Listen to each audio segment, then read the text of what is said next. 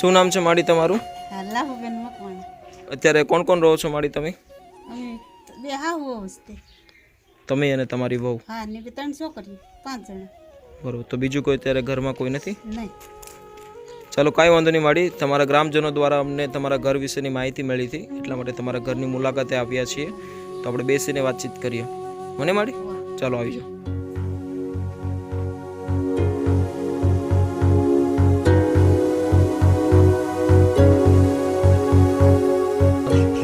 કોળી પટેલ. કોળી પટેલ, બરોબર. શું નામ છે બેન તમારું? દયાબેન. દયાબેન.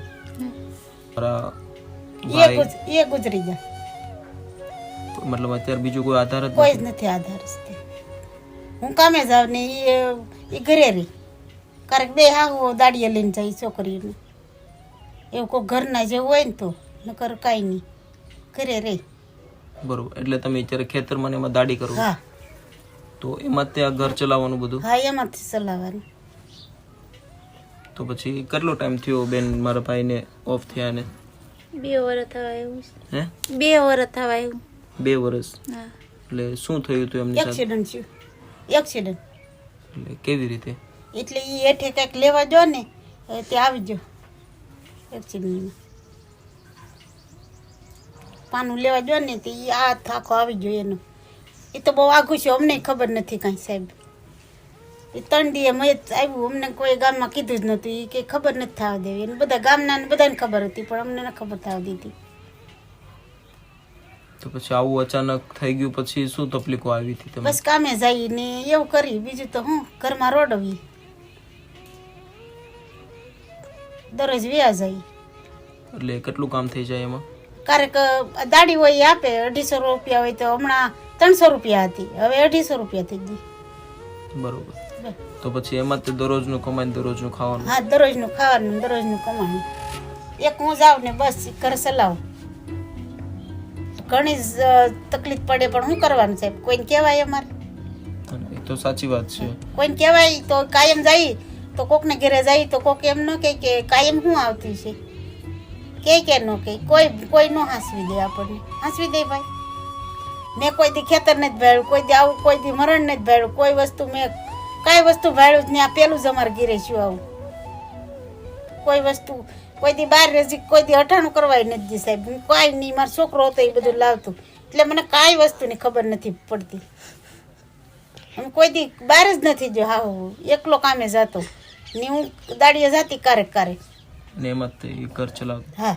તો પછી ઓચિંતાનું આવું થઈ ગયું તો પછી? પછી શું કરવાનું ભાઈ? ચલાવવું પડે. જો ને કોઈ દી ઘરે ન રહું, દાડીએ વહી જાઉં, કારે ન રહું, કોઈ દિવસ નહીં રહી. તો આપણે રોજ પડે તો તકલીફ આવે ને, વ્યા જાય. કોકની પાસે ભાઈ ભારું હોય તો એ દે. 7 મહિના નથી એને પપ્પાને એક્સિડન્ટ થયું. એટલે 7 મહિનાની જતી હતી? હા. એટલે એને તો બિચારી કે કોઈ દી અમારી બાઈએ કોઈ દી મા બાપની ઘરે કાંઈ નથી ભાડ્યું. એ ગરીબ માવતરની દીકરી છે. એની નામ બાઈએ નાનીલા મરી ગયેલા છે. અને એ તો સમજી શકીએ છીએ કે અત્યારે કોઈ કમાનાર નથી, કોઈ આધાર નથી. તો પછી આ કોરોનાના ટાઈમની અંદર કેવી રીતે દિવસો પસાર કરતા? આ બધું દેતા કે નહીં આ સમિતિમાં એમ ને કોક મારી તમારે જેવું દઈ જતું. એટલે એવી રીતે ઘર ચલાવતા? એવી રીતે ચલાવતા. બરોબર. તો પછી અત્યારે શું કરવા માંગો છો બેન તમે? સિલાઈ કામ કરવા માંગુ છું. અત્યારે તમારા ભાઈનું લાવીશું. સિલાઈનું મશીન ચલાવતા ફાવે છે તમને? હા, થોડું આવડી ગયું છે. એટલે શું કામ કરો છો સિલાઈમાં? ડ્રેસ ને બ્લાઉઝ ને એવું. બ્લાઉઝ ને ડ્રેસ ને મતલબ લેડીઝનું જે મટીરિયલ હોય છે બધું? હા. ના ના, કાંઈ વાંધો નહીં બેન. તમારી ઉપર જે પણ કાંઈ અત્યારે મારી પ્રોબ્લેમ છે અને એમાં પણ તમે હિંમત છે તમારી અંદર, મહેનત કરવાની કળા છે, એટલા માટે કદાચ દુઃખને તો નહીં ભૂલી શકીએ પણ આગળ તો વધવું પડશે. ને છોકરા નાના છે એટલા માટે એમને પણ ભણાવી ગણીને આગળ વધારવા પડશે. તો અત્યારે પહેલાં તો મારી સાથે ચાલો. તમારે જેવું પણ કાંઈ મશીનની જરૂરિયાત છે એ મશીન તમારા કામ મુતાબિક તમને લઈ આપીએ છીએ. અને અમે આગળ પણ ઘણા બધા એવા મહિલાઓને અમે મશીન લઈ આપ્યા છે જે અત્યારે ખૂબ સારી રીતે કમાઈ રહ્યા છે. બરોબર માડી? પણ આજે અમે આ મહુવા તાલુકાના ઉમણિયાવદર ગામની અંદર હતા અમે, ને તમારા વિશે અમને આ માહિતી મળી. તો બની શકે એટલે આજે સહકારરૂપ બનીશું લોકોના સાથ અને સહકારથી. તો પેલે તો મારી સાથે ચાલો બેન.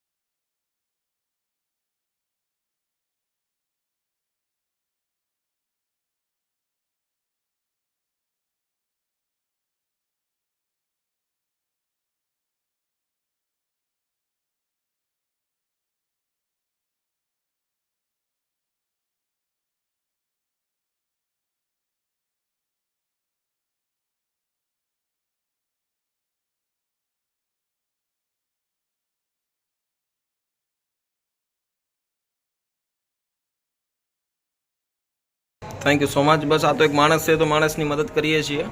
કોઈ પણ જાતે, કોઈ પણ ધર્મ, કોઈ પણ નાત જોયા વગરની આપણી આ માણસની મદદ ને ભાવનાનો આ મેસેજ લોકો સુધી પહોંચાડીએ છીએ. અને તમારા દરેક ગ્રુપજનોથી, તમારા ગામના લોકો માટે તમે એટલા આજે પગભર થાવ છો, તમારા સમયમાંથી સમય કાઢો છો કે જે આમ માળીની જેમ જે પરિસ્થિતિ અત્યારે, ભલે એમનો કોઈ દીકરો અત્યારે હાલમાં નથી, પણ તમે પણ આપણે અને આ બધા આપણે દીકરા જ છીએ, બરોબર? ઓકે માળી, ચાલો.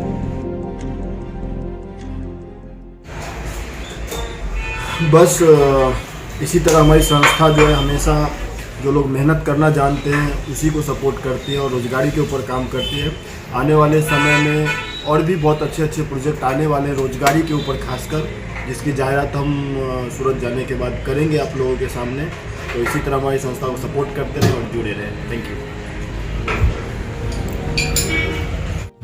તો દોસ્તો ફાઇનલી જે પણ મશીન માડીને ગમે છે ને એમના બહુ સારી રીતે ચલાવી શકે એવું મશીન આપણે એમને લઈ આપ્યું છે કમર્શિયલ, જેથી એ એમના ઘરે ગ્રામની અંદર જે એમને સિલાઈ કરવાનું જાણે છે, બ્લાઉઝ છે, પછી દુપટ્ટા છે, એ સારી રીતે તે મહેનત કરી શકશે અને હવે આવનારા સમયમાં પણ એ 2 પૈસાની આવક કરી શકશે.